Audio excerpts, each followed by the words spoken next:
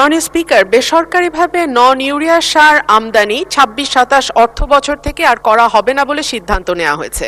মাননীয় স্পিকার, তার মানে যে নন ইউরিয়া সার আমাদের মজুদে আছে সেটা এই বড় মৌসুমের যে ২ মাস বাকি তার মধ্যে শেষ হয়ে যাবে, কিন্তু এরপরে সারের যোগানটা কোথা থেকে হবে এই ব্যাপারে যদি মাননীয় কৃষিমন্ত্রী কিছু বলতেন। এবং আমার নির্বাচনী এলাকা আশুগঞ্জে জিয়া ফার্টিলাইজার যে ফ্যাক্টরিটা আছে, কারখানা আছে, সেটা বহুদিন ধরে বন্ধ মাননীয় স্পিকার, সেটা চালুর ব্যাপারে কোনো উদ্যোগ নেওয়া হবে কিনা? ধন্যবাদ।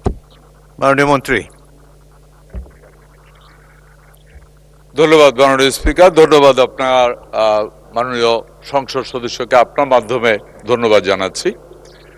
মাননীয় স্পিকার, মাননীয় সংসদ সদস্য যেই বক্তব্য দিয়েছেন আমাদের সারের ব্যাপারে,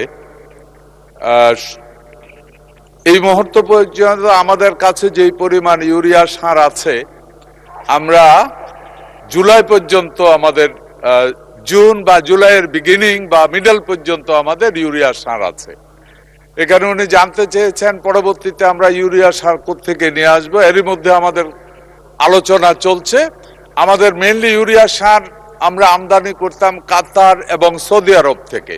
এরই মধ্যে আমাদের প্রতিনিধি মাননীয় প্রধানমন্ত্রীর একজন উপদেষ্টাকে কাতারে পাঠিয়েছেন, ওনার সাথে গতকাল রাতেও আমার কথা হয়েছে।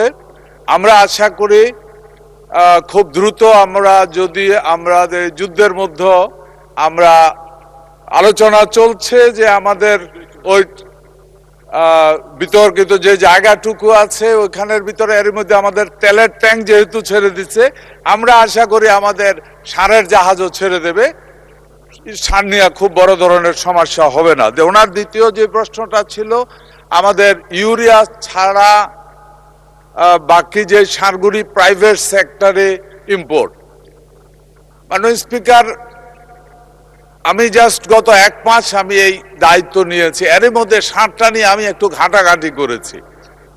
মাননীয় স্পিকার, আমি ব্যক্তি জীবনও একজন কৃষক, তো ঘাটতে ঘাটতে যেটা আমার আসলো, এটা আমারও প্রশ্ন যে এই গত সরকারে যেটা ছিল, এই সরকারের আমলে এই প্রাইভেট সেক্টরে বোধহয় ইম্পোর্টটাকে উৎসাহিত করা হয়েছিল, এর আগে এটা ছিল না।